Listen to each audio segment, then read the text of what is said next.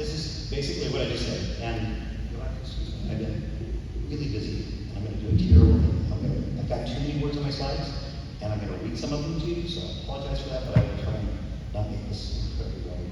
So, why we're here, it is to confirm shared learning for the center. We talked about that. We'll talk about a solid action plan, we'll get your feedback, and one of the reasons that we're here is because we invited the community, we invited our planning and zoning, our city council, we've got a couple of our city council members here, and we have most of our city council members here, and the ones that haven't been able to make it, at least have been watching them online. So we also invited the developers. We wanted them to see what this process looks like. We wanted them to understand what it means to us as a community for them to do things right, not to shortcut, not to think in terms of short-term gains, because we've got to live with whatever they build. Once they put that down, it's going to be with us for the rest of my life, and my kids' life, for generations.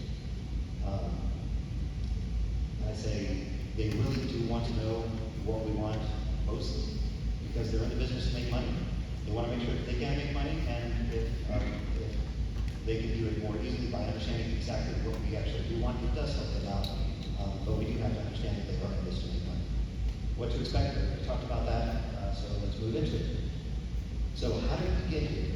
I'm going to talk about 178 years in excruciating detail, actually just a very high-level overview of some key things that happened. What happened to our thinking along the way, and where have we not been thorough enough in the things that we approach? So this is a little bit maybe confusing. The red line is so from the left to the right, 1844 is on the very left, 2022 is on the very right. On the thing on the bottom, you can see the years in that little block. The red line is the by year that's down below it, that's the population. So that's what's happened with the population over the years. And then we've got some key events that happened along the way. So starting off 1844, 114 people. These are mostly close. My research, I saw some differing numbers, so if I'm off by a couple, please forgive me. By 1850, we were at 366, a thriving metropolis of 366 people. That made us the 12th largest city in Texas. We continued to thrive through 1884, up to 1,000 people. We peaked out. Then the railroad bypassed, the county seat moved, the city unincorporated, and we kind of slept for a while. And it was a nice time. It was right before Prohibition, terrible time. I understand that Castro didn't have much of an impact from Prohibition because we're very self-sufficient. Oh wait, no, that was the Great Depression. That's what they said about the Great Depression, but I'm pretty sure it's with the other one as well. So we declined at the absolute bottom at right about 1931 was about the bottom of that. If you look at between 1844 and about 1940, the first 100 years-ish, there were 115 new homes built. If you think about it, we've got 96 historic homes and structures. We lost 6 to the ripping of Castroville by Highway 90 and a couple of other ones along the way. So that's about right.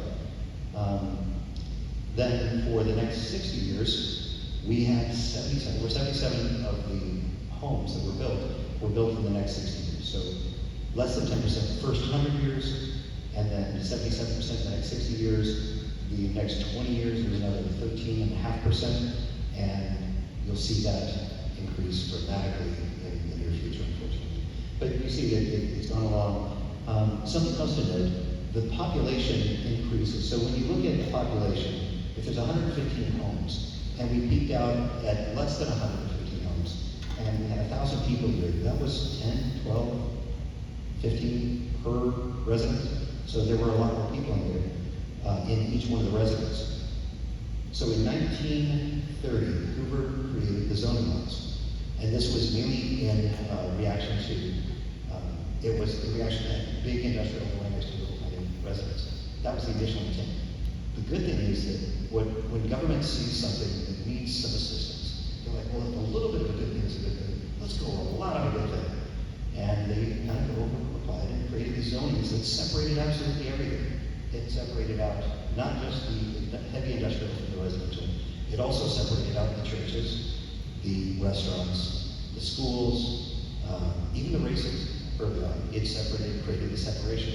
Luckily, we got a little bit smarter and refined those slightly along the way, but never dramatically. Highway 90 was, I think it was planned out in 39. They started acquiring property around 1940, 1912. He said, never send a lawyer to do a surveyor's work. We did find the truth of this stuff. So,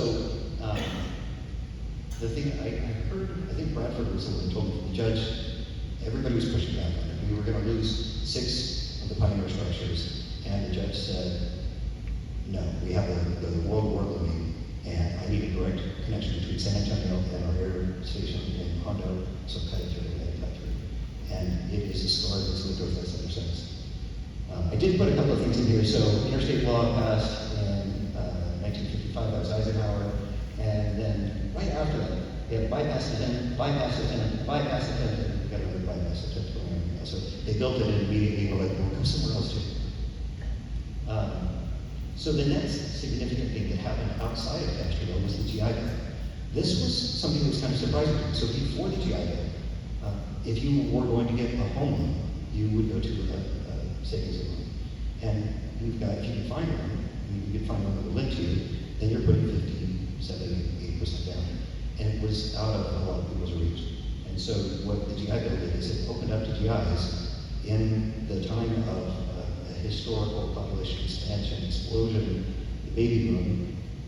It opened up a way for them, the GIs, to come back and actually get homes.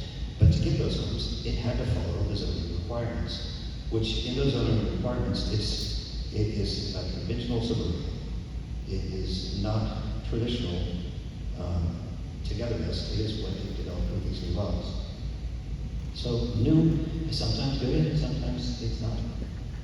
I'm in software, so like my day job, I work for a software company, and our first release is never any good, and our second release is sometimes okay. And this has been the same first release with minor modifications. I don't think we've ever gotten past the data test on our zoning laws, and so that's what we've been looking at. So I think that if you talk to anybody, if we want growth, what do we want growth to look like? We want it to look like blue bonnets and mountains, big trees. We don't want to cover this. I mean, this is truly what I would prefer to have. And there's a lot of people that we want wide open spaces. I was talking to Blue Hauser earlier, and he actually, I've got something in here for him, and he was lamenting the loss of all the farmland. And I'm like, I get it, I'm going to miss that a lot. But I don't have a choice in that. If I had the money to buy all that and let it sit, I would do it. And if you want to chip in, I don't mind. So I'm going to talk to you a little bit about conventional versus traditional. This is new wording. This is a new vocabulary that I'm learning. Conventional is something that you do over and over again. Traditional is something that you do over and over again for a reason. So when we talk about conventional suburbia, it is something that we've been doing for nearly 100 years. It's something that came about because of the zoning laws in the 1930s, and it has propagated because it's propagated. Because we've had financial mechanisms in place to do that, we've had the demand in place to do that, and it's really easy for production builders to come in and lay down a whole lot of the same thing. And so that's why we've got this convention. Traditional, on the other hand, is Castroville. So this is conventional. This is very easy for a production builder to do. And they're nice neighborhoods. My daughter lived in a neighborhood like that. Beautiful neighborhood over off of Petrenko. She couldn't walk anywhere. There was just homes. If she wanted to go anywhere, to the corner store, to the church, to the school, to anything, she would have to get out of her car. And so you have all of these little tiny, not so much traffic in between, but as they start coming out, you've seen what's happened to Petrenko. The first video I showed what's happened to Petrenko just over the last 20 years. And it's because you shut all the houses off, and you've got them all collected back onto Petrenko. And I didn't mind driving down it 20 years ago. It was pretty open. I think there was one little subdivision there, and everything else was clear over clean. So this is traditional. Yes, I purposely put also something. I don't really say this one, but it's a beautiful picture. But if you look at it, there are areas that are a little bit higher density, but it's very purposeful.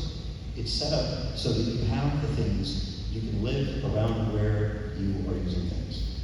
It does have open spaces around it, and so this is one of the constructs that we'll talk about.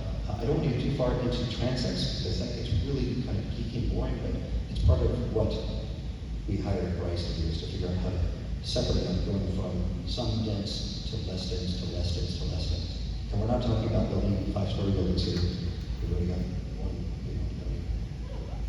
This is tradition. So John James put this together for Henry Castro. They spent the time to master plan this community, and they did a great job. It's kind of interesting to me that there's some, you look at this and it's very, very simple, but in this, what we learned from Steve Oob is that there's some really cool things about this. What I found interesting is the biggest thing that I found people that have locked onto is, I don't get hurt for saying this, but the 12,000 square foot lot. The reason for that is because I was asking, I couldn't figure out where did the quantification of value, where did the standard of value become 12,000 square foot? And I was asking R.L. Haas, he's like, Darren, it came from Henry Castro, because that's what he laid out. But he also laid out these nice little gridded streets that made it easy for us to get. And with the total 41-foot road width, it became very easy to get down. And if you think about right now, we talk about, I hear a lot of people that have, like, we live over by the park, and so we'll have people screeching out of the park, and they're like screaming down the road at a whopping 30 miles an hour, and it looks like it's really, really fast. And what we found, we actually put out traffic, the little traffic carts. We found out that most of the speeding that happens is like 5 or 6 miles an hour over the speed limit, which is great because 30 miles an hour looks really, really fast. So part of that is because of the way that they designed the city. So it's got a lot of other really great things where you've got the things you want to go to. You want to go to church, it's right here. The people that live in this side of town, it's a lot easier for you to get over here than it is for me. I miss having the market over where the Dollar Tree is now, because we used to go and we would walk over there. We would drive sometimes, it's a little bit far, it kind of depends, summer we would drive, winter we would walk. But it's nice to have something that's nice and close. And it'd be kind of nice to have some other things, but we didn't have to get in the car all the time to be able to do this. The better thing that they did is they created these community spaces. So that wasn't done just by Henry Castro and John James, that was done by the people here and by your predecessors, by your ancestors. They created these great meeting places. So what's important? These are actual, took these clips from 3 different home builder sites. These are conventional suburban, and what I saw on their sites, I wanted to see what do they value, what do they show us when they're trying to sell us a house, what do they try to sell us? What I saw were pictures like this, I mean, they're beautiful pictures, gorgeous colors in the sky. I saw a lot of community centers. I saw a lot of people walking dogs, a lot of people with kids playing with sprinklers and talking to each other, and what they showed was community. But what they delivered is a bit of a lie, because if you look at these houses, anywhere from probably 25 to about 80% of the front face of that house is a garage, and they hide it. And they say, no, it's okay. We want to sell you this beautiful house, and it's traditional, but then you got a garage right in front of it, and they try and hide it because that's not what they know that people value, but they know that that's what people buy. And it's not that, these are beautiful homes. There's nothing wrong with these homes. But we've gotten ourselves into this thinking that everything has to be car-centric. What Henry Castro did, and John James did, and the community back then is they created it people-centric. And so, to me, the biggest threat to the loss of Castro is the community. I look at the new people that are coming here, and I look at them as potential volunteers, but we've got to assimilate them and make them think like that. And if they have these big neighborhoods where it's high fences, privacy fences, long streets, nobody ever gets together, you got a kid on the cul-de-sac, you got a cul-de-sac here, a cul-de-sac here, and Johnny wants to go play with Billy over here, and you got to get in the car, go all the way around. It's a half-an-hour drive, and they got to get out on the highway 90. And if you create a gridded pattern, then you don't have it. So there's all of these small little elements that have gone into the design that we've forgotten about. And that's what these speakers have helped us gain some of that perspective and understand what the gym that we have is. Whoops. Too many buttons. Okay, so this is, I told you I'm looking at the screen a lot. I just finished this up about half an hour, so sorry. This is an article, New Houses in History, and this was an article that came out in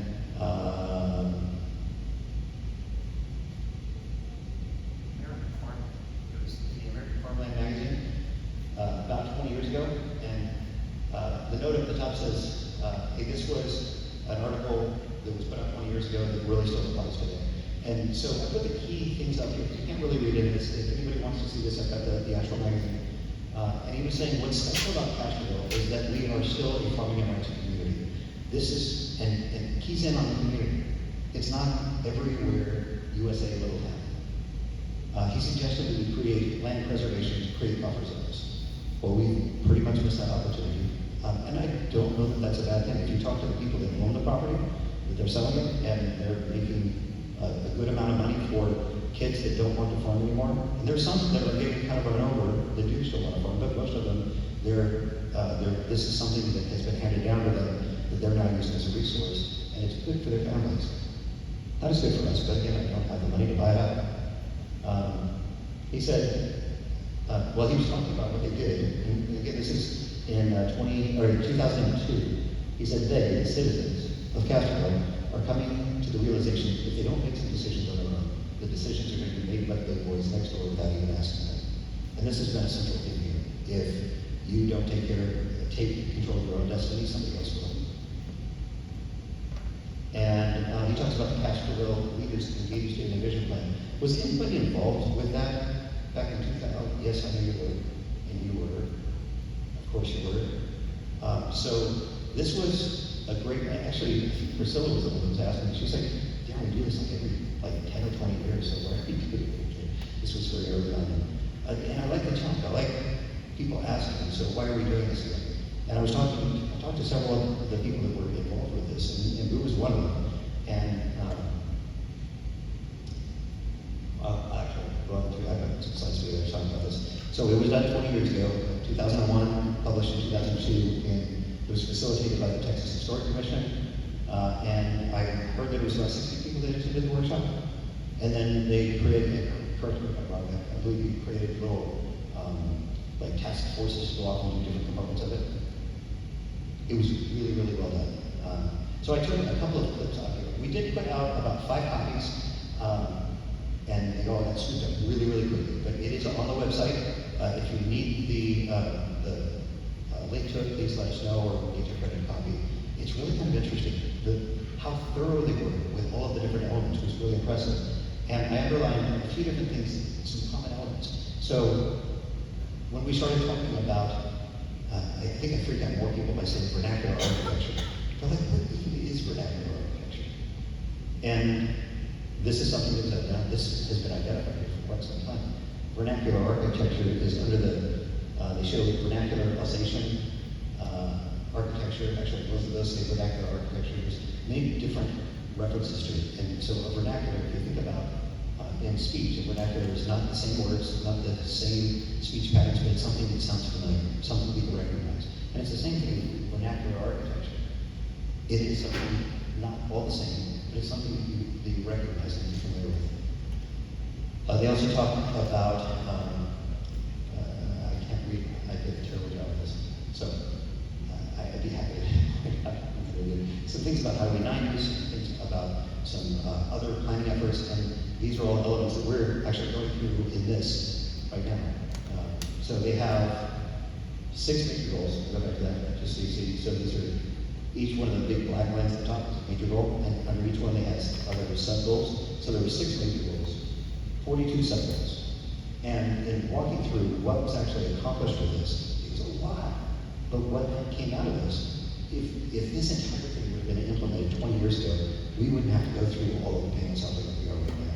Because there's a lot of really good stuff, but it just wasn't followed through with. What they did is develop a historic building guidelines, phenomenal document, also refers to vernacular architecture. It talks a lot about how to preserve inside of Castroville. It talks a little bit about outside. This whole thing it seemed to be very concentrated on historic Castroville, which is important, especially because we have so much info. We're going to talk less about that tonight and more about the greenfield and about Highway 90. And I actually, there were a bunch of recorded historic landmarks that came out of this. One of the goals was to create a museum and heritage center, and we have the Mary House. And that's been a great success. And there was great community involvement. I think that was the success in getting so many people involved with it. It was very much a community function, which I feel is very important. That's why we invited everybody to go through this whole series with us. The initial, for those of you who haven't heard this before, the initial inception of this, we had Bryce come out for a city council meeting, and we know that we've got some codes and ordinances that aren't enforceable, that conflict with each other, or that are no longer legal because the state law has changed and you can't enforce them. And part of this is that it doesn't have some of the things that are more important for the city functionality. And so we knew that we had to go through and do an update on that. So he came in and he said, so what do you want? Do you want better streets? Do you want better street signs? Do you want underground utilities? Do you want, and I don't know, I'm not a city designer. You don't want me designing your city more than you want me to build your car or engagement. So I wanted to get us educated as a council, because none of us are city planners. We have some great expertise in different areas. I think that everybody on city council right now has a niche of really, really amazing gifts, but none of us are experienced city planners. So I wanted to initially get city council and education, and then I realized, well, it's not enough to get city council and education, because we got to get planning and zoning on board, probably get the historic landmark commission to do anything with the historic sections, but we definitely need to get the community involved, because one of the downfalls of this is that the last round here, I'm going a little bit off of script because I just wrote the script today. The community, if you encourage future administrations to continue with whatever we decide to do together as a community, then we'll have a lot higher success. Booth's frustration was that they came up with this great vision plan and nobody pursued it. So I wanted to make sure that this was a community initiative that you can agree with, something you can live with, you can agree with, and you can challenge us city council now, future city councils, to make sure that they are carrying out the vision that they do. We had some opportunities in a solid implementation plan. I call these opportunities, they were some, again, it was a solid plan, but I don't know that it had a very practical implementation plan. There were a lot of steps, and the goals, putting together that many goals, it's both good and it's bad, because we're very thorough, but trying to accomplish 42 goals is a lot of things. We've narrowed it down to 3 goals.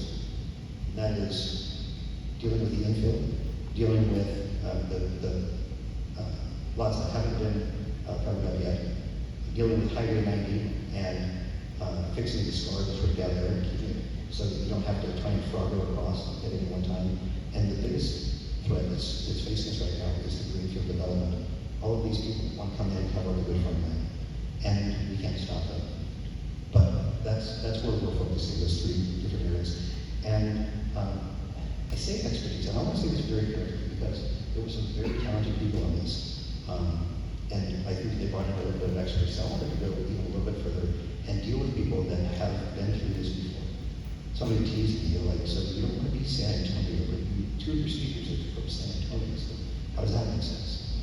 It's because they've seen good, they've seen that, they have a perspective and an expertise in not just what we're doing, but what other people are doing, and what other people have done, what's worked, what hasn't worked. You just have this great expertise in dealing with these kinds of things. So I wanted to make sure that we got somebody that could help guide us through this process, not tell us what to do, because we don't need anybody else telling us what to do, but it gives us a chance to try that for ourselves. Okay, I'm going to go back and forth on this one really quick. This is 2002, this is 2000, right before the study was done. Paid particular attention to the upper top part, and whoops, that's it now. So I'm going to go back 20 years ago, and this is 2 years ago. 20 years, 2 years. So it's coming fast. So this is why I'm saying the greenfield, these developers are coming. They own property, they have property under contract, they are on our doorstep.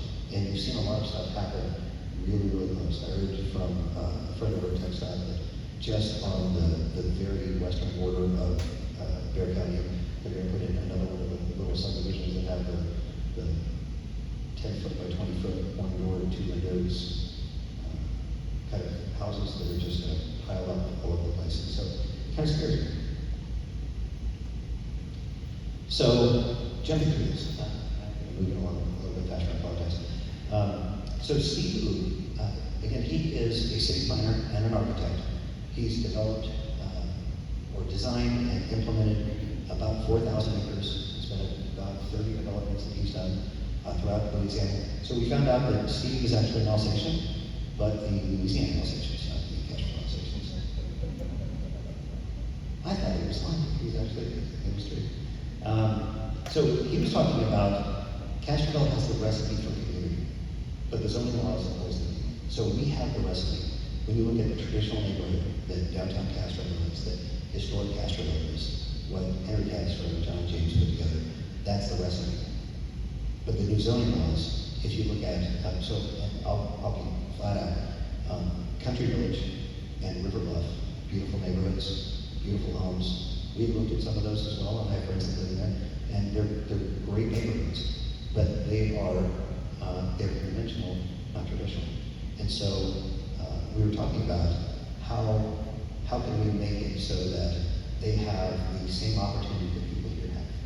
So the people on this side, we have the greatest opportunity for that kind of community because so much of the stuff is over here. We have the retail park right by the river yard. We have a couple of other things that are right around here, but it's not great gathering places aside from the churches.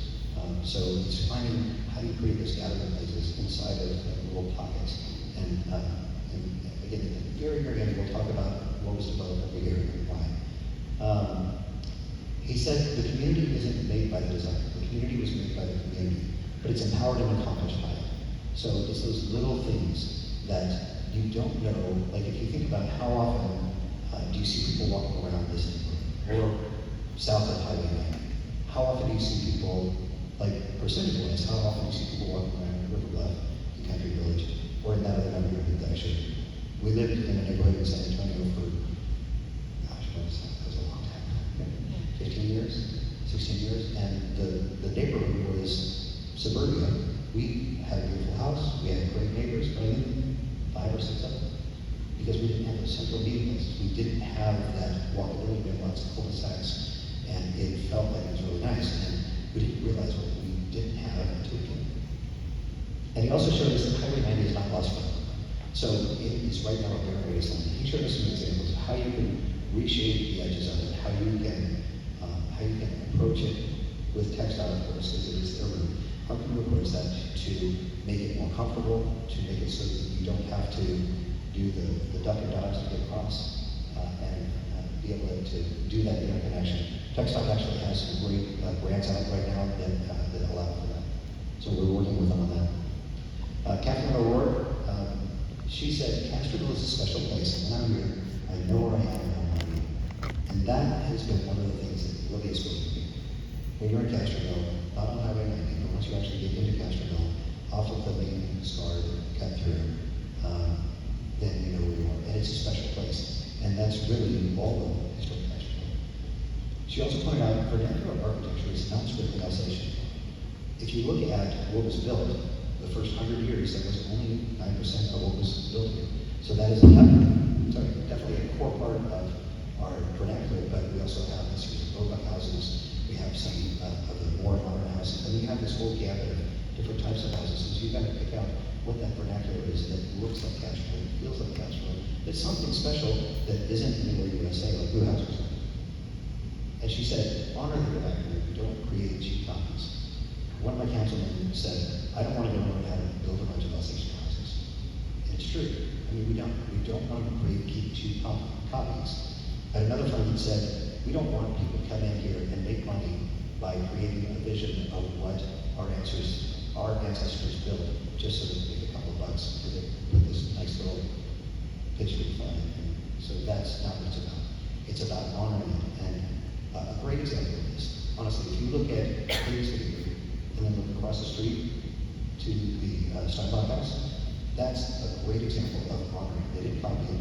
It doesn't look exactly the same. It's got some interesting elements. It's got a little bit of embellishment, but it feels very familiar. I love this one. So, 2 absolute truths. Nobody wants to be told what to do with their property, and everybody wants to tell their neighbor what to do with their property. So, this is something that one of the concerns that I heard from people here was, we heard that you're going to change all of existing Castro. You're going to come in and change the way we do things. You're going to put high rises in downtown. And, I'm exaggerating, but I I think that the fear from a lot of us is that our phone will while we're giving a presentation. I think some people do that on purpose. So it is, so the concern, sorry for that. So the concern is that we're going to come in and change the way that our lives are lived. We're going to change the experience that we have in our lives. We're going to keep us up at night. We're going to create a lot of hustle and bustle we don't want. We're going to create a lot of outsiders that are just going to impact our lives. And I think that the key here is that we're trying to figure out how to lessen the impact. There is growth that is coming. We've known it for decades. We know it, especially right now, days on our worst time. We're trying to figure out how to lessen the impact, how to not change as much as possible. I've said before, I congratulate you. The cash flow is really keeping with the change. Good job. And that's one of the reasons that we have all these historic homes and buildings. And it's why we have the character we have is because the people here are really good at resisting change. You know what you like. You know where you are and want to be here. And you don't want other people to change it. So we're doing most of our concentration out on the immediate areas outside of town to try and reduce the traffic, to make sure that we don't become swallowed up by San Antonio, and that we create something special. So we want to tell our neighbors what they can do with their property. Respect. He said there's more than one way to see a historic district. So one of the fears that I've heard from a lot of people about creating a historic district is you're going to keep me from being able to mow my lawn without going to get a permit. And that's not the case. There are some that are very restrictive. There are other ones that are not quite so restrictive. And so Vince was, Vince was walking us through. There's a couple of different options for how to actually make that happen so that it preserves, especially the inflow. It keeps people from coming in and building things that are inappropriate. I know that we had something that was built over on my side of the town fairly recently. There was a lot of uproar about it. People were kind of freaking out about it. Not yours, the other one by the Highway 90. And it is trying to find a way to kind of create a different standard that Texas law doesn't allow us to do. You can do that with a historic district, but you don't want to have somebody else tell you what you can do with your property. I love this. Look at your past and determine what of that belongs in the future. So what is it about historic past that you love? Is it only a 12,000 square foot lot? Or is it the community that you have? Is it the ability to go over to the coffee shop, to walk over the church, to walk over the break covers? So John Anderson, he got in a little bit more technical, I would say. So John Anderson is a city planner and he's actually a developer as well. So he did a lot of qualification. I actually went to a ULI conference the day before he did this. He gave a presentation to a packed house, probably 600 people at the, the thank you. And it was a great presentation. He talked about the missing middle. The missing middle is, there's a lot of different aspects of this. And we'll talk about this in a second. I think that Bryce is actually going to go into a little bit of the missing middle when we get to days. So the missing middle is both about the people that build little, they build a single home for themselves, or you have developers that build great big tract homes. But there's a middle part where you build something smaller, that's more consumable. So that's one part. The other missing middle is if you think about the difference between what we have in Castro, we have some very high-end homes and we have some very low-end homes, and there's not really something like when I talk to some of my friends that work at local restaurants or other service-oriented things, there's not a lot that's affordable. So there's that middle piece that would be nice to create something that is nice, that isn't just relegated to the yucky, so that we can have a nice place. So this is, I think I got 4 slides up, so I can go over, I apologize. My old mindset, and this is some of the people that I've talked to. So experience with development has had a negative impact. These are some of the things that really give me consternation. Bad neighborhoods tend to get worse over time.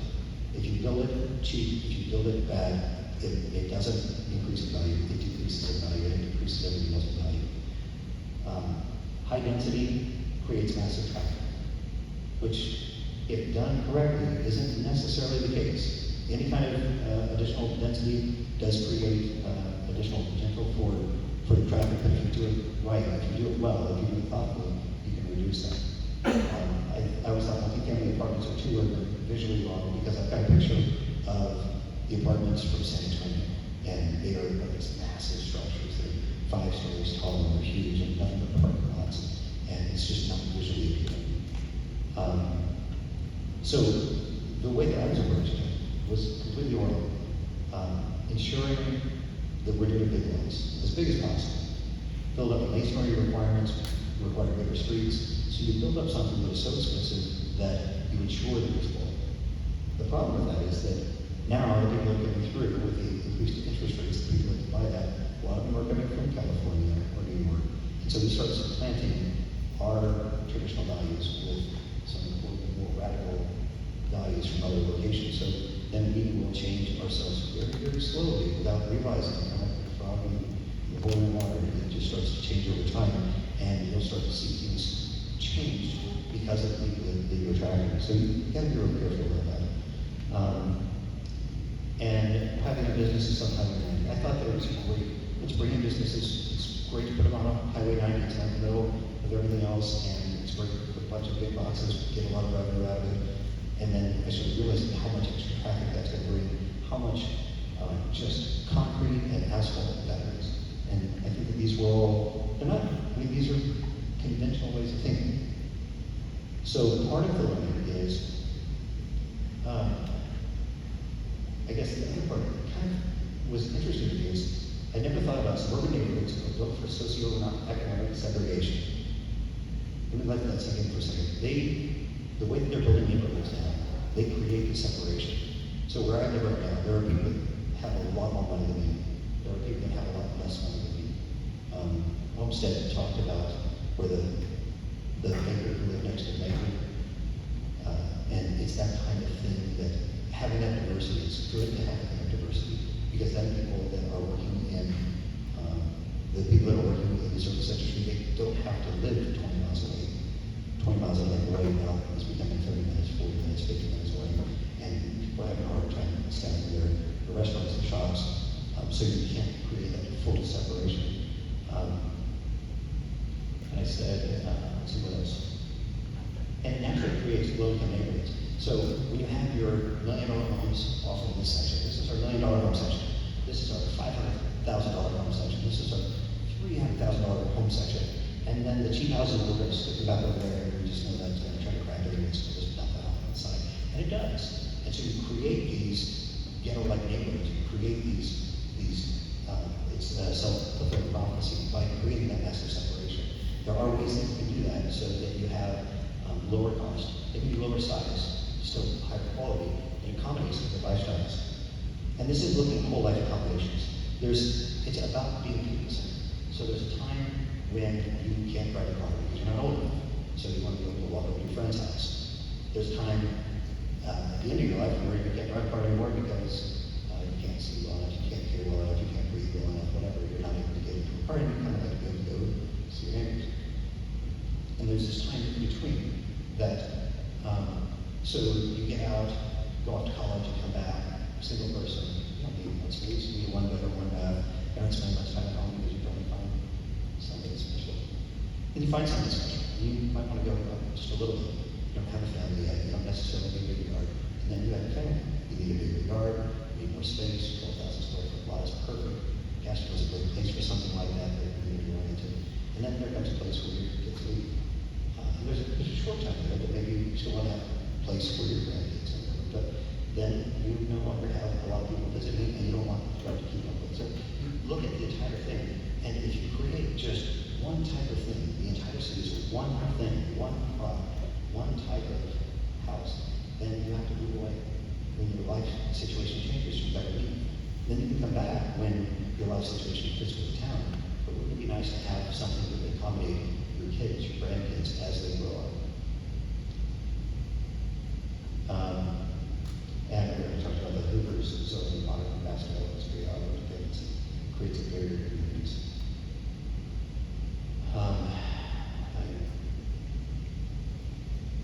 So you understand, mixed housing sizes and types, serves all ages and all incomes. The bankers, you only want to approach the banker if you want spaces. If you create opportunity for community, reduce the reliance on community. So it's, I'll say that again, create opportunity for community, reduce the need for community. Multifamily is important. It can add to beauty if done correctly. There's many examples of not massive apartment complexes, but multifamily that are smaller, just a point, lots of open space, lots of green space, and that's what our architects have helped us understand. Ensure quality instead of by jacking up the price. Ensure by placement. I am where I want to be. I know where I am, and I want to be. And it creates a special place that is something different. We accomplish this. This is what Bryce is going to go to. Form-based codes, careful usage designation. We talk about form-based codes. It tells you what's appropriate in terms of size, shape, placing, but it doesn't take away. You still have your nuisance codes that are in there. You still have your matrix of appropriate uses for different zones. You have design requirements, less asphalt, less streets and parking lots, more trees, especially street trees. Embrace the work from home. The more people that we can have here with high quality, high-speed internet, they can work from their house, the fewer people we have out on the road. One of the designs that they showed us, their historical numbers on it. Instead of having an average of 3.5 people per home, it was 1.3 people per home, and the number of trips was like a fifth the number of daily trips because they were living in the community and they were shopping in the community and they didn't have to get into a car. And then reducing the visual impact of Highway 90. We already covered that. Okay, this is my last transition slide for you. Bryce, thank you for your tolerance and understanding. So he's going to talk about why Copeland isn't good enough. And we'll talk about walkability and pedestrian scale, some of the myths in the middle housing that I mentioned, the mixture and variety of types of homes, the challenges that we have with our existing codes. There are some things that we'd love to be able to put into a code, and Texas law says no, you can't. You can't force it. He's going to talk about some other state laws that create challenges and how unchecked development could be much worse. And I want to point out that one of the best tools that we have out there is development agreements. With the development agreements, we can mandate things in the development agreement that we can't mandate otherwise. It has to be practical and achievable. They have to be able to still be able to afford to build it. But we can create something nicer that the Texas law does not allow us to do by creating these development agreements. Larry's done a great job with that out of the county, and we've done that pretty well in Southern Castro so far.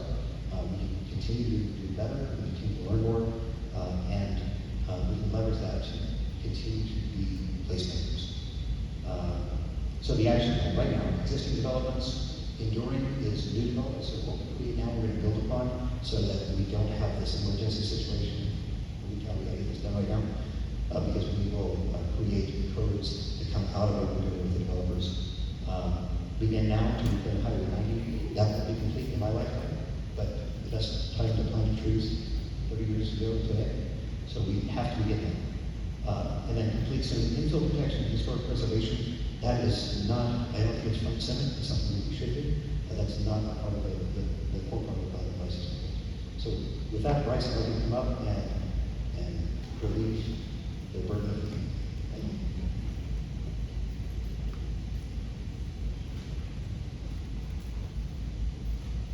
Good evening, everyone. How are you doing? Good? All right. I first want to...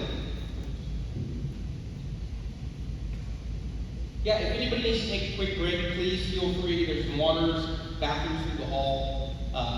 We're covering a lot of things that may already kind of covered a little bit, just in a tad more depth. So first off, I want to thank all of you for coming out tonight, and all of you who have watched the various lecture series or participated in it come out. Thank you very much. You care about the community, and that's very important, because at the end of the day, City Council needs your guidance in helping them create the vision and guide them in the direction. It's real easy for the community to come out on some things that we don't like. It's a lot harder for us to come out and take time out of our busy day for things that we want to see, positive messages that we want to see happen. So thank you very much for your participation. So I'm going to first just cover off a couple challenges that we have based on some of the themes that have been carried over throughout the different lecture series with the current code and within its current state law pieces as well. So the first piece that we have is walkability and pedestrian scale and orientation. We've heard this in almost every lecture series, right? This is creating buildings that are feel good to walk next to, are appropriate height and scale. They're not set real far back. We saw John Anderson mentioned walking down Highway 90 and how one of his friends saw him walking down there and thinking that his car broke down someplace and off on the ride. Right, it just feels awkward, it feels weird, everything's set so far back. And so one of the first things that we have kind of in the way a little bit on that is building setbacks, right? So we have setbacks that are based on different zoning districts. And right now, some of your building setbacks encourage the building to be far enough back at a minimum that all this area in front of the building, what's that going to be and how's that going to be used? Well, when we think about it economically, most people are going to use it as parking. And so now I perpetuate that automobile-centric development where I've got this, roadway and a sidewalk and then a parking lot and then a building. That doesn't feel good to walk next to, right? The other piece that we run into with walkability and pedestrian scale has to do with parking. Specifically, we have pretty high ratios for a number of uses, and that creates very big parking lots, which again just kind of adds to a little bit of that issue. Landscaping as well. There's not big landscaping requirements or buffering requirements for those parking areas or those unsightly pieces. And that all helps kind of enhance that community aesthetic and encourages folks to walk, encourages people to have a good time while walking also, because where you're walking is beautiful, right? And that's what we want to see. Everybody loves walking down trails by the river. Why? Because it's beautiful, right? If we create that in our commercial areas, commercial corridors as well, we can have that same feeling. And then signage, right? All the signage that we see, especially down Highway 90, a lot of it is automobile-centric, right? It's got to be a certain size so you can see it as you're speeding through town. As we get towards the historic downtown area, the signage starts to scale down to that pedestrian scale. You can still read it while you're driving by, but you're also not going 35, 45 miles an hour through that corridor. And so all of these things in that built environment can kind of help or hurt us as we look at it. Your current code has some distinguishing pieces, but it's just not scaled completely correct for the things that we've been talking about in these meetings. The next one is the missing middle housing, right? So we talked a little bit, or John Anderson talked actually quite a bit on missing middle housing. So it's this piece of housing of duplex through, we'll call it fourplex, realistically here. It could be a little bigger, sixplex, eightplex, etc. But these smaller, incrementally built housing situations that we used to see pre-war, a little bit beginning post-war, but is not built in conventional development anymore, right? We see single-family detached homes coming in subdivisions, and that's all that's allowed. So the missing middle can include things as easy as garage apartments or granny flats. A lot of communities that I talk with, I ask, who's got in-laws that are aging? Whose spouse has in-laws that are aging, who don't want to live in the same house as them? That's the fun one. And so we start talking about the idea of the granny flats, right? And that's how a lot of this stuff gets built originally, is it's purpose-built, it has a use. It can also mean duplexes, courtyard cottages, things like that that are a little more intensive, but done on scale and kind of intermixed with neighborhoods. Look well, they're very well done, and they're very manageable to add to the overall neighborhood property value. It also gives folks a place who can't maybe afford to buy or aren't in that position in their life, like the new police officers and the new school teachers. Gives them a place to live and feel a part of the community and a part of the neighborhood. We're not relegating folks to just big apartment complexes that are gated that you don't get to know each other, right? You're part of that community, you're part of that neighborhood. Some of the things that we want to look at in the code have to do with lot size, land use, and building setbacks, right? So our land use right now, we can recode a little bit to allow in new development that intermixed missing middle. Building setback lines, applying those to primary structures, and having some allowance for accessory structures, especially accessory dwelling units or garage apartments, can help out with that. And then also looking at lot size. And lot size is specifically towards your multifamily, 3-plex, 4-plex pieces, so that we have lots that are of appropriate size for what is intended in the scale of use. The next one is having a mixture and variety, right? And when I talk about mixture and variety, we're talking about land uses, we're talking about building type, we're talking about building sizes. What we want to do is we want to honor that authentic Castro Grove, right, which has these things that we're talking about. I walked over from City Hall because I refused to drive here on purpose. And it was a very short 4-block walk. It was fantastic. It was wonderful. You have quite a few of these buildings. In fact, I think I passed just about every building up here on my way over. And you've got this great mix of older buildings. We need to see some of that with new development as well, right? We don't want that homogeny where everything looks the same. We get that ticky-tacky subdivision feel. And that happens with commercial development as well, right? Strip centers, a lot of them look very similar. They're not really different. So having some of these things where we carry over common elements between buildings, just a few, so that visually we see that combination and it flows, but not so much that we're trying to duplicate or replicate anything. And again, a lot of that is looking at land use allowances, lot sizes, lot types, and it is different in different parts of town too, right? We've got some neighborhood sections that don't bode as well for us to say, yeah, let's do commercial there. That's not appropriate there. And so it's really looking at that in more a real big noteworthy state law. So a couple years ago, the state legislature passed a requirement in local government code 3000 that says that the cities can't regulate building materials on residential or commercial structures. It's a little more detailed than that, but that's in a nutshell what that means. And so previously, a lot of communities used to regulate building materials and say things like, oh, your facade's got to be 80% brick or 80% masonry. Here's what we define that as. Can't do that anymore.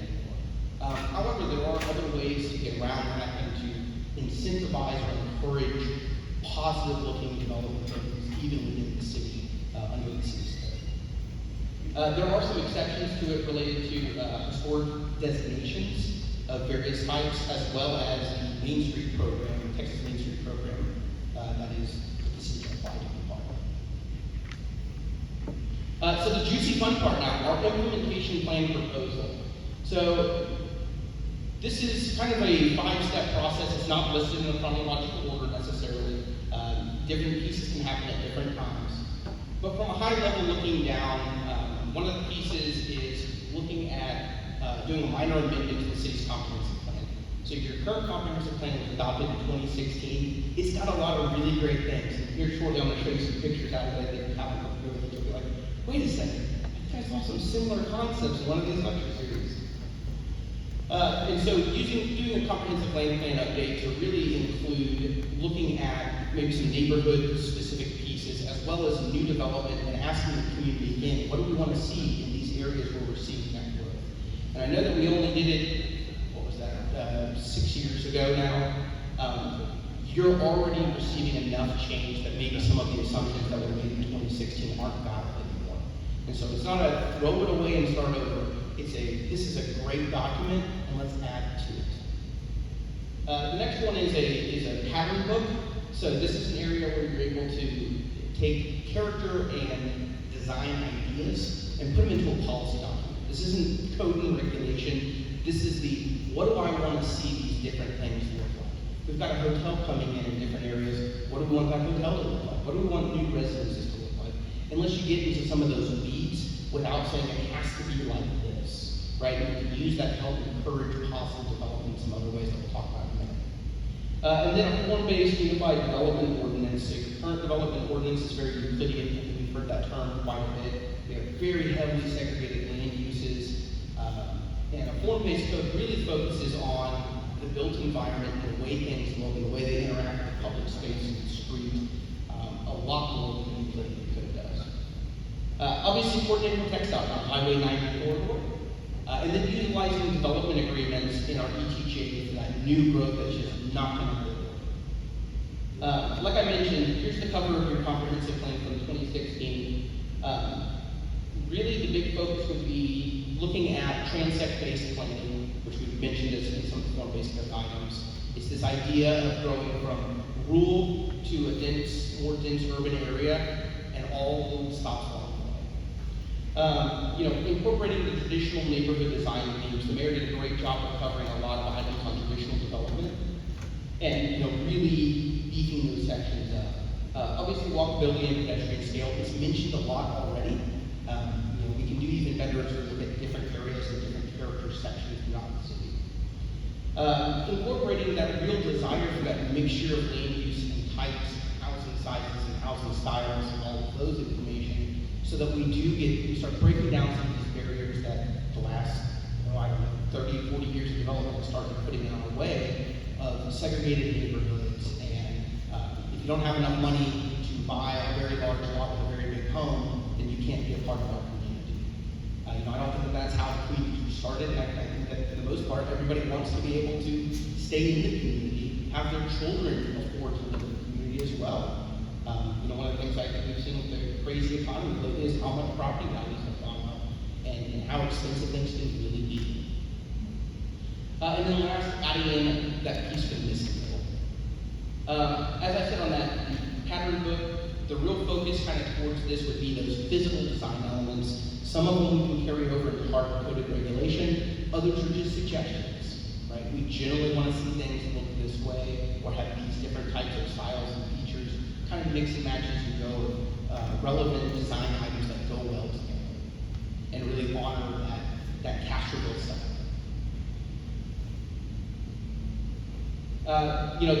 One of the big pieces here as far as regulation and what the city can hard enforce on folks within the city limits and a little bit into the ETJ is your unified development ordinance, right? So subdivision. That form-based code really will do a great job toward looking at that built environment and focusing on those elements that we've discussed and that we've heard about with the lecture series of pedestrian scale and orientation and understanding the architecture, those various element pieces. It's also a wonderful tool to help provide enough flexibility for infill development over time, because infill development can normally be challenging, as well as really help give a good idea and a solid understanding of what we want to see in ETJ as those big tracts of land may sell and come into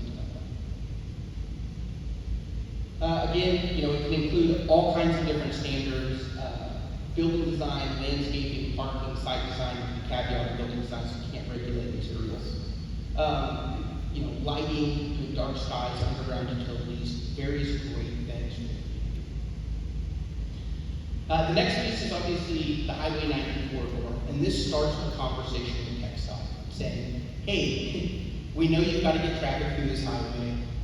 Let's talk about our options, because we need to make the community beautiful, and we can accomplish this. We are win-wins for TxDOT and the city that makes everybody do better, and the landowners adjacent, right? As we can increase good commercial development, the value of that land goes up. That's great. That's great for the community, that's great for property owners, that's great for taxpayers. This picture that I'm showing you up here is a rendering that is included in that 2016 vision. And I've got a couple other photos when I go through that. I pulled down some modern Google aerials. That's where the picture on the right is, versus the same intersection as it may be envisioned out of the plan. So we've got the tree-lined streets. We've got great crossings and intersections that are well signalized, well lit. We've got the side slip roads to help foster that commercial development incubator and pull some of those trips off of those thoroughfare or through lanes in the middle. Again, here's Highway 90. There's how it could be envisioned.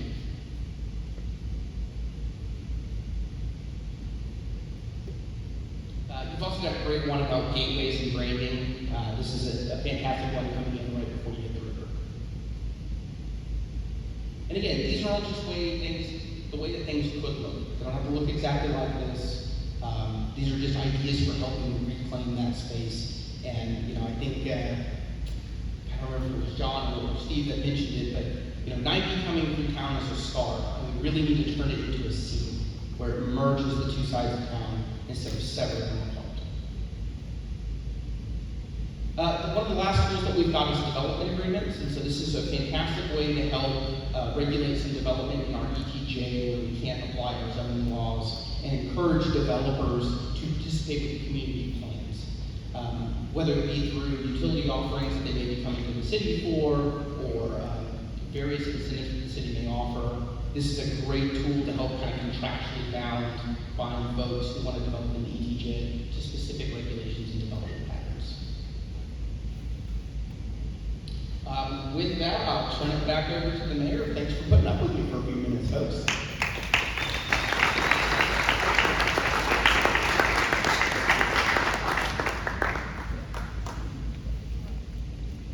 So thank you for being brief on my behalf. Okay, so we're gonna open this up to questions. Once we're done with this, I wanted to say this to the end. We put up some images here. This is actually a practical exercise. So one of the things that we've done is we've invited our developers to come and enjoy this with us. We have attorneys, engineers, and actually some of the developers have come themselves.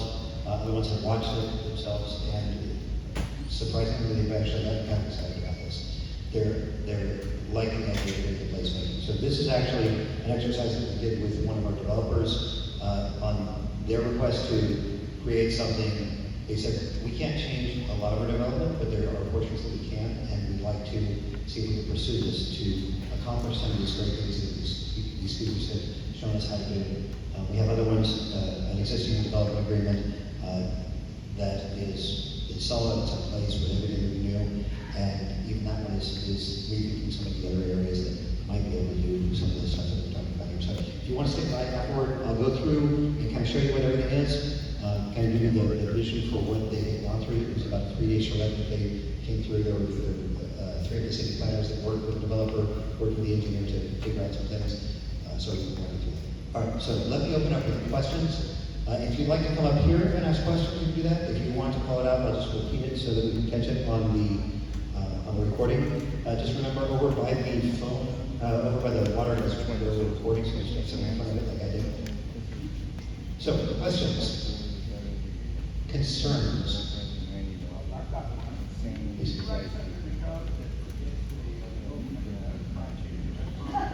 So the question is, Kent wants another fried chicken. Oh, I guess I don't. Once or something. So you're gonna have another chicken. Yes. Is anybody else excited about doing it? All right, other questions? So, practically speaking, what is the next step for us as citizens here? So the question is, what is the next step for citizens? The next step is ask questions. Is there anything about this? So we follow a lot of the same patterns that people have done before, and looked at the same things and tried to frame it up so that it's actionable. So our action plan is what he had laid out to you before, and that is actually creating these documents.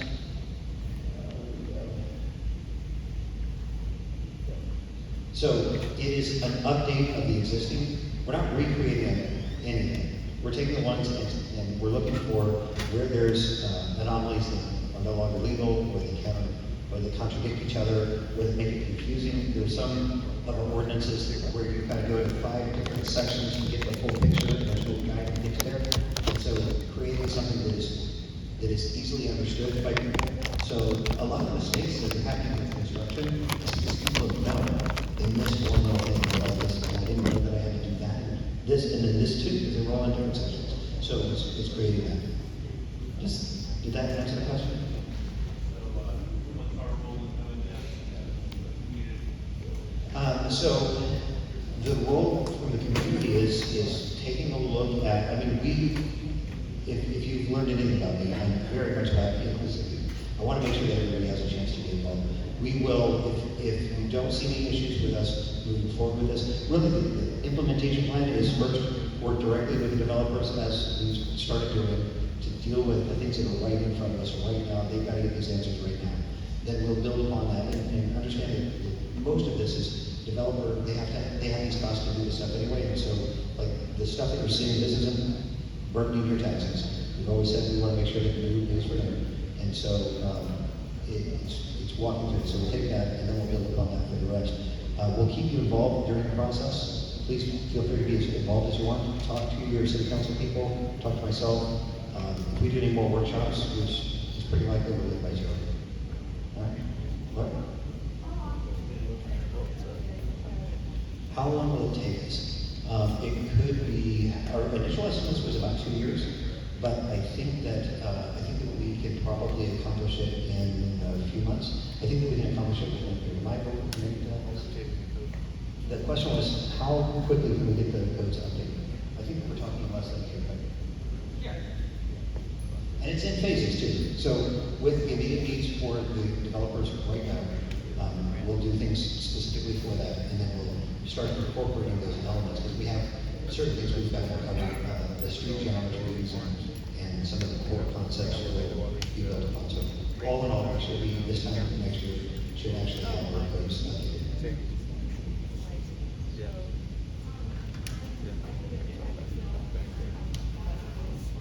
Mhm. Yeah, seems so. But yes.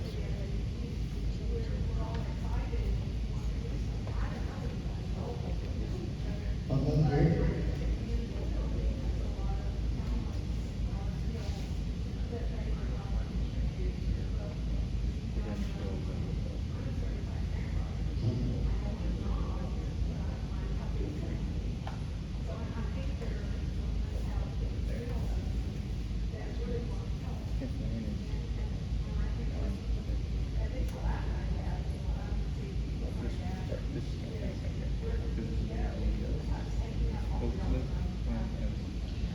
So if I can summarize for people watching the video, the question is, we have a lot of talent, people that have talents that want to offer that, want to be a part of the future, the success of Castro.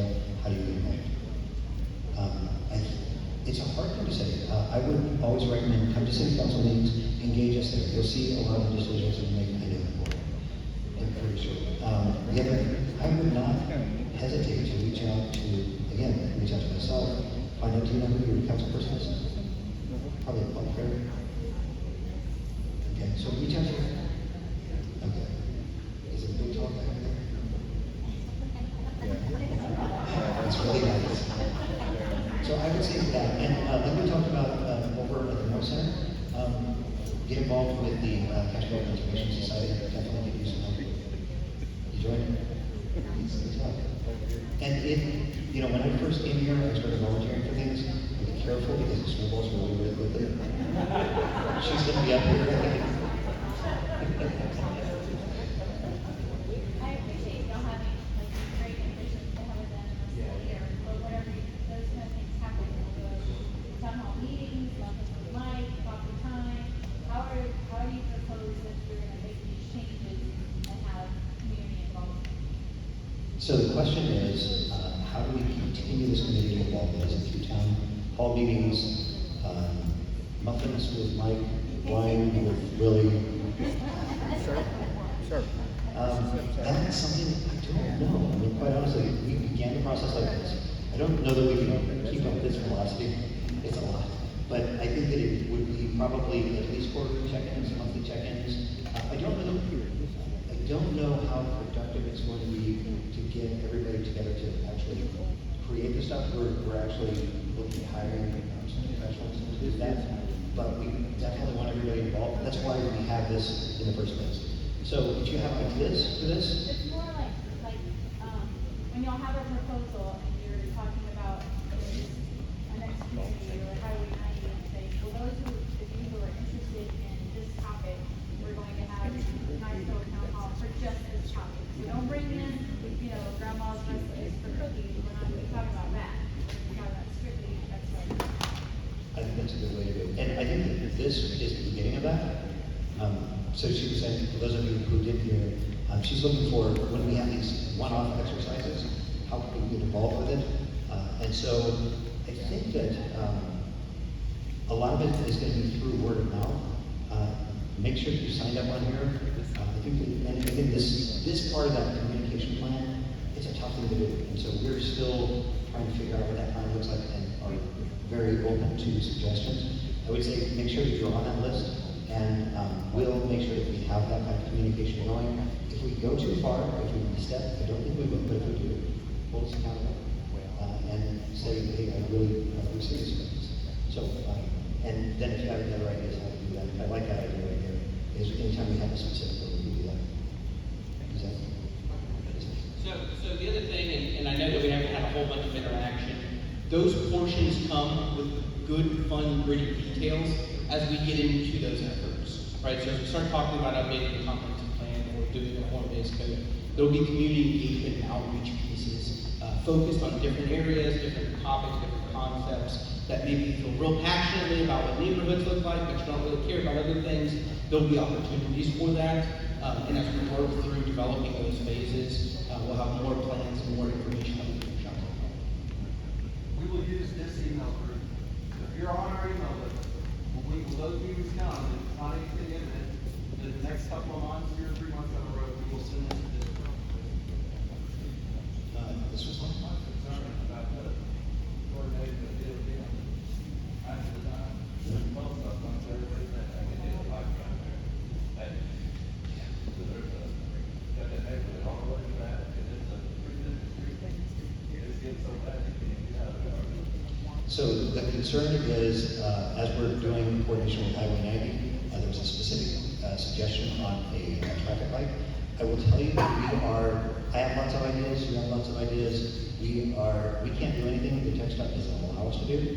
I don't know that they're gonna add any more lights, but there are some ways that we can create, with some of the designs that we have seen from our city planners, there are ways that we can create it so that you don't have to risk your life every time you come out of a community. So we will be, and that will definitely be a community engagement, because anything that we do that changes traffic patterns is going to be broadcast far and wide, because anything that impacts your lives right now, we'll make sure that you know about it.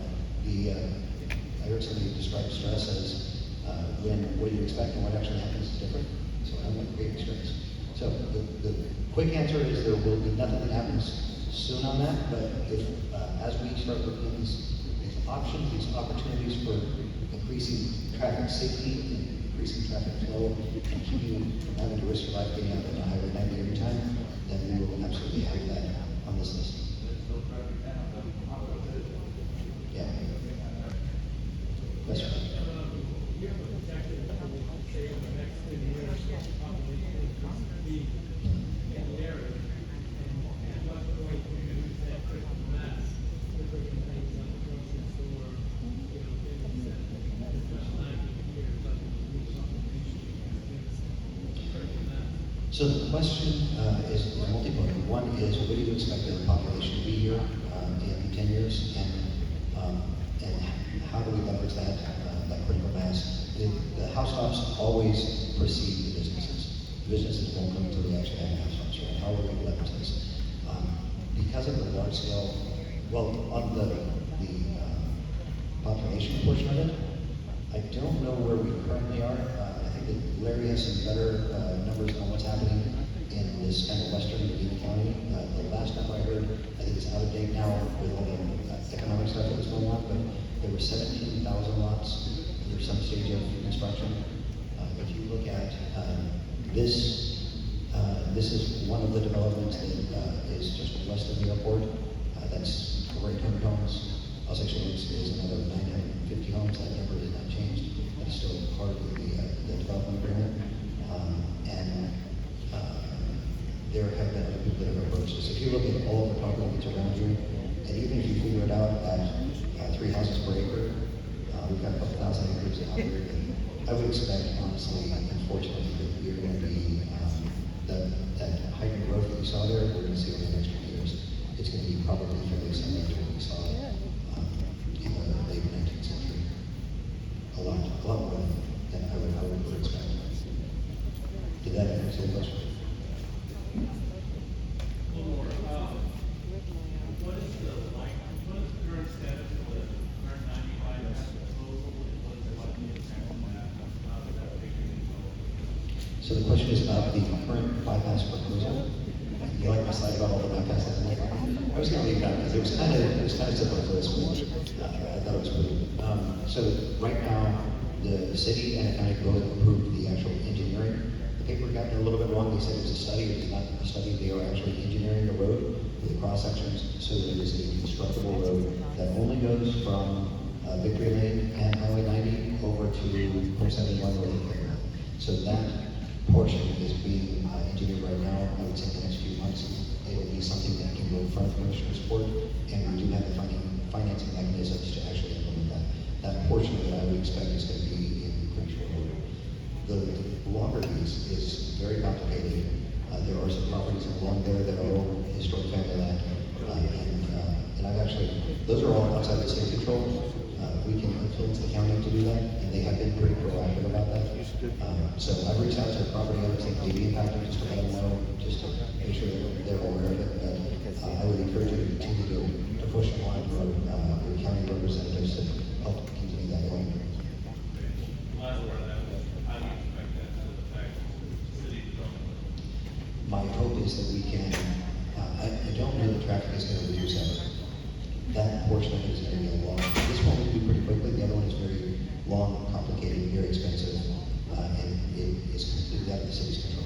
So I don't know about that, if they can actually get that built, and some other routes, because it's not a one-shot pony, you need multiple routes. One of the things you saw about the graded pattern, one of the reasons that we have so little traffic on our streets is because there's a bunch of different ways to go. And if you're out where the places with the least amount of stop signs are, if you speed on them, we're gonna catch you and give you a ticket. Bye. So, yeah, it's not a one-time thing, but please do continue. The county's been pretty proactive about, they've looked at different areas. Commissioner Support is actually looking at it because we've got this explosive growth. But stay on top of the county commission agenda, and we'll try and continue to communicate that, but that's what I'm saying. I'm seeing a lot of proactive from the county. I've seen a lot of,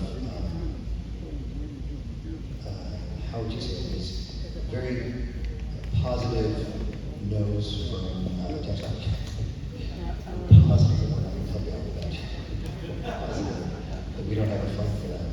But they're very nice about it, they're very cooperative about it. They let us know what they think, so, but we are working on everything that we're building along that area is going to be to Texas standards. So the hope is that eventually one day, hopefully in my lifetime, that gets built, and as we go through this, some of the things that we saw from the speakers was there's a way to keep the same capacity, you can still move the same number of cars, even move them slower and make it safer because you're creating these sections. And if you want to get more details on those, John Henderson, if you look at just past an hour in his went for about an hour and 40 minutes, just past an hour in that video, he starts to talk about like practical examples of how you can do that.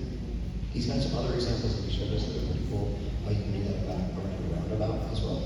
So, other questions? Yes, sir. You know, say, that all the ways around it or ways to circumvent it, that changes in state law are preventing local government, local codes, specifying or building material. That's correct. Is that correct? That is There are correct. ways to circumvent state law. Yes. So it's not so much circumventing as much as it's just taking a different approach. So a lot of times in development, if we can provide good feasible opportunities for developers to not increase their project budget a bunch, but still get the same yield or a better yield, the same building or a better building, they're willing to do that, right? At the end of the day, it's all a big math equation about profits and costs. And so there's ways to say, hey, did you think about designing it like this? You know, utilizing that pattern, but to say, we'd love to see this kind of development, and you know, here's ways that you can accomplish that. And working with developers to create those kinds of places that we want to be in and we want to see, without necessarily having to hard code the regulation and say, by golly, you're not doing this. You know, every once in a while, you're going to have somebody who kind of wants to do what they want to do. You know, that's Texas for you.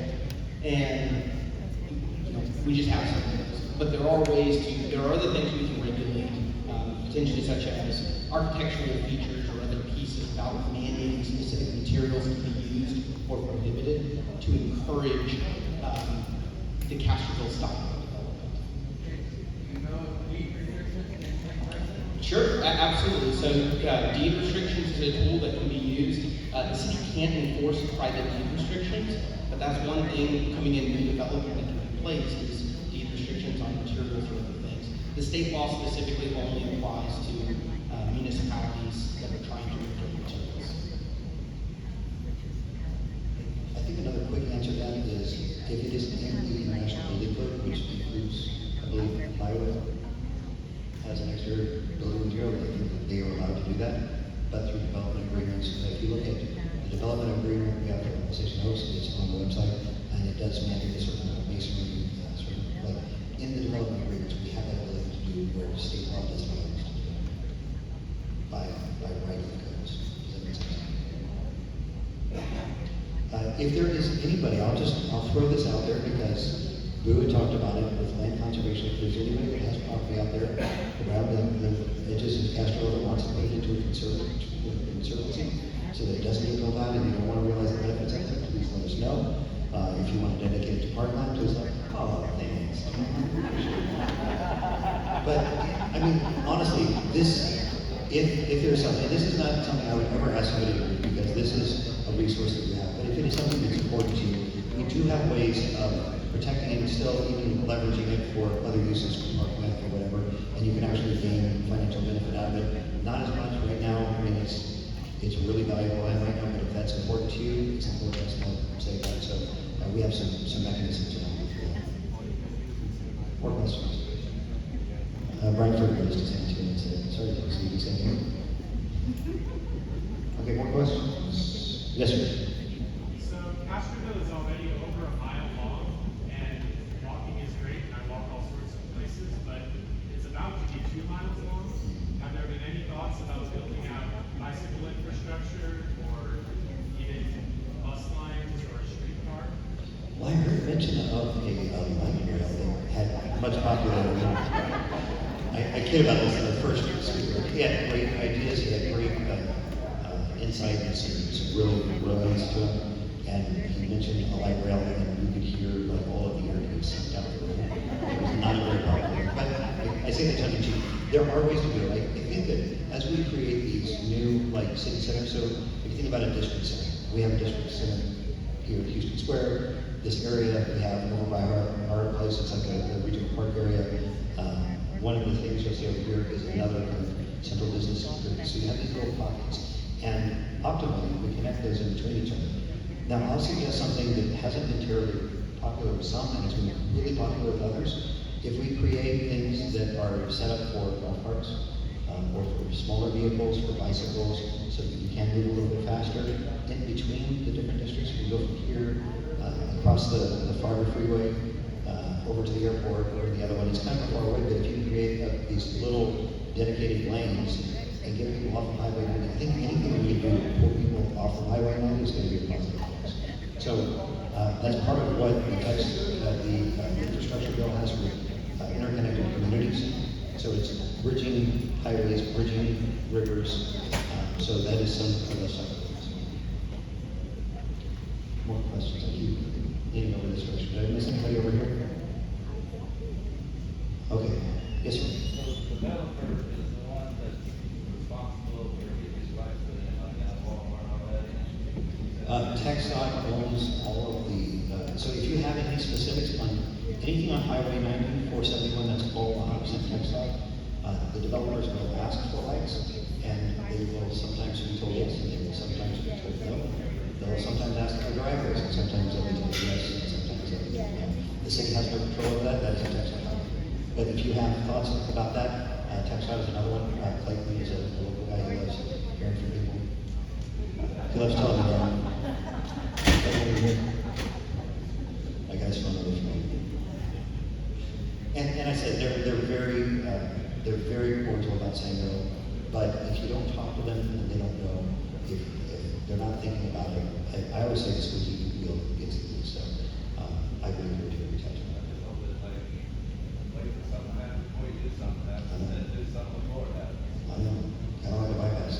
I mean, the traffic could get very bad. If we hadn't moved the needle on the northern route, then everything from Alsatian Oaks, all 950 homes would come crashing out right there on Highway 90, and it would have made it even worse. So we were actually creating 3 major ways that they can get out instead of just one. So that's part of what we do, is you kind of spread that traffic out. And so the hope with all of these things is that we can at least stay in front of it so it doesn't materially worse. I don't know that we have the ability to get better because so much of that is outside of city limits. More questions? You mentioned the conservation easement, and the city might consider, providing some educational materials to the landowners and the property owners to educate them about what the possibilities are there. To curb some of the development and, preserve some of the green space. Absolutely. It's a real possibility, and there's some landowners that I think would consider if they were aware of what the financial, possibilities are. It's not terribly lucrative, but you can save. You don't have to continue to pay on it, you can keep it open. Scott, is that something that we could set up a mechanism? Sounds like a good idea for a newsletter.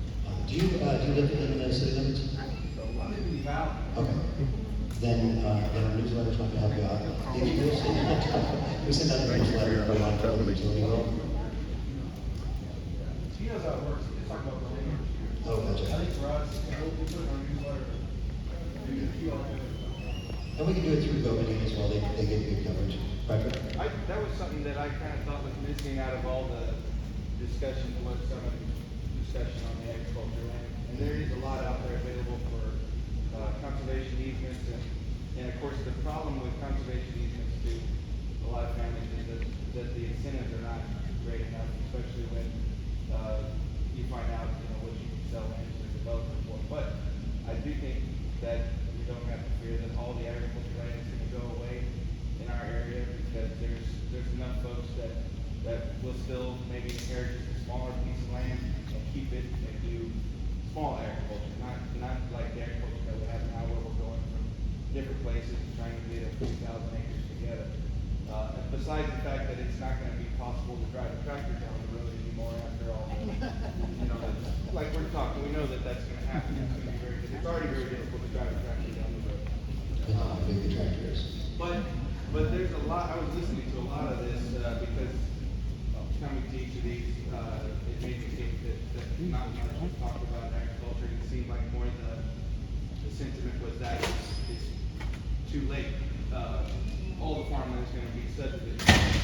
But I don't think that's the case. I don't feel like that.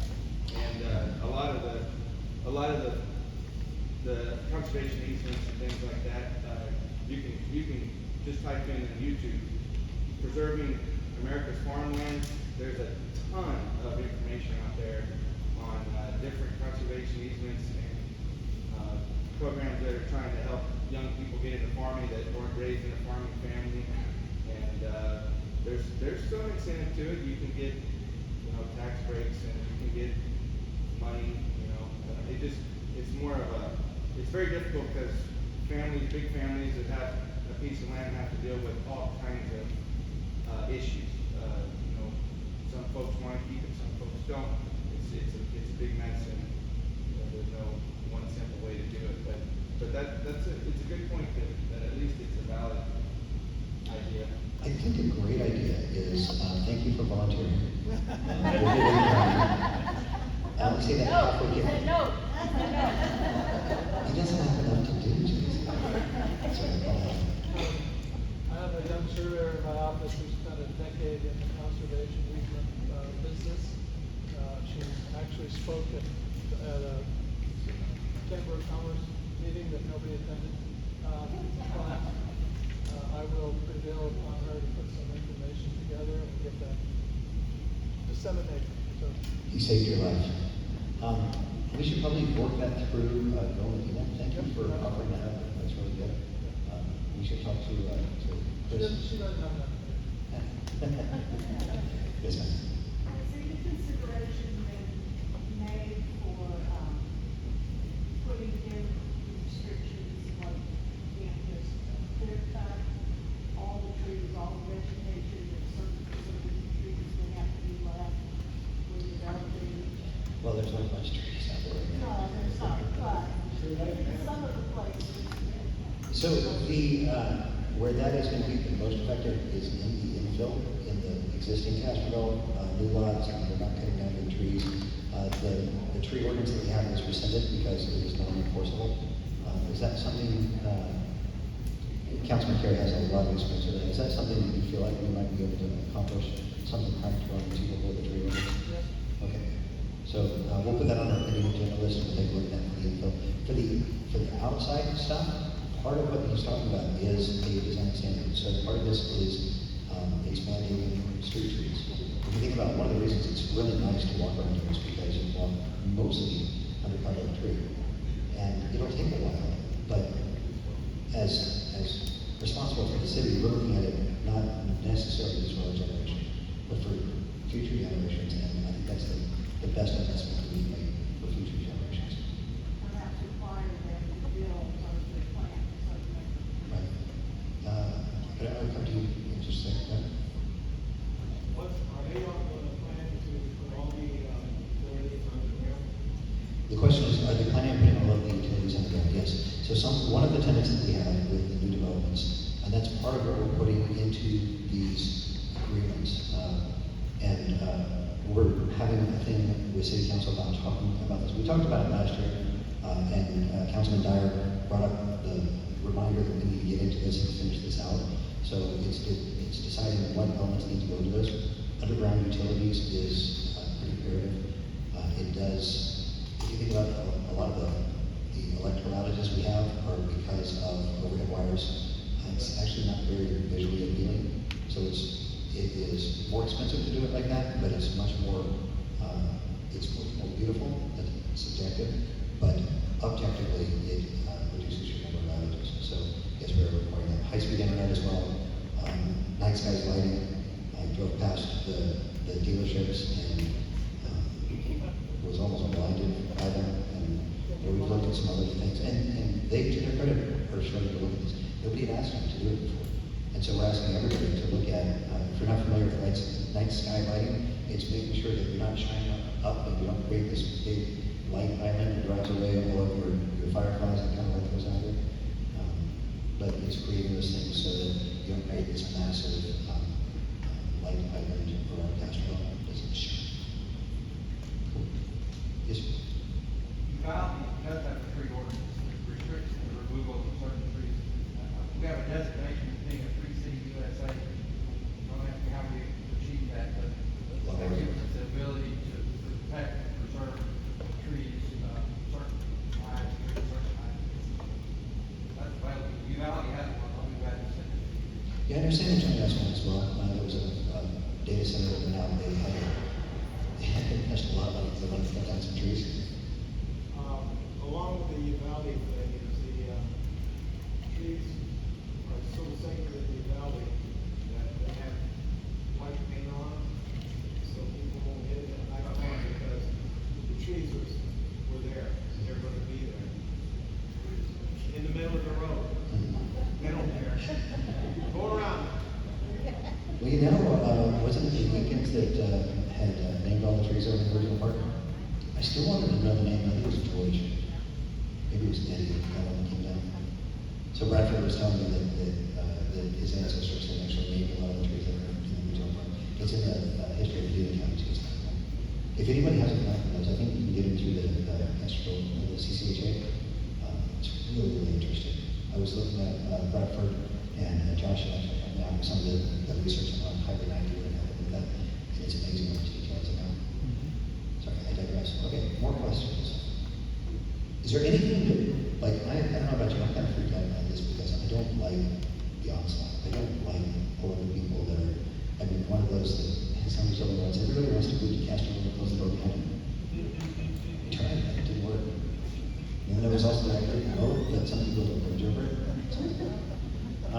If there's anything else that you think of that you didn't think of now, please do come back. And remember, the three things we're looking at, broad brush, are dealing with Highway 90, improving that, making it safer, more beautiful.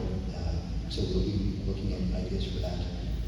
We're doing this in terms of like Highway 90, a lot of that's going to be through some of the federal grant money. We are actively pursuing some of that stuff. So we're really heavily involved with that, and we'd love your help with this. Josh is pointing out. And this is our city administrator right here, Scott Dixon, and he would love your contact information. Can you some up? Because we can always appreciate that.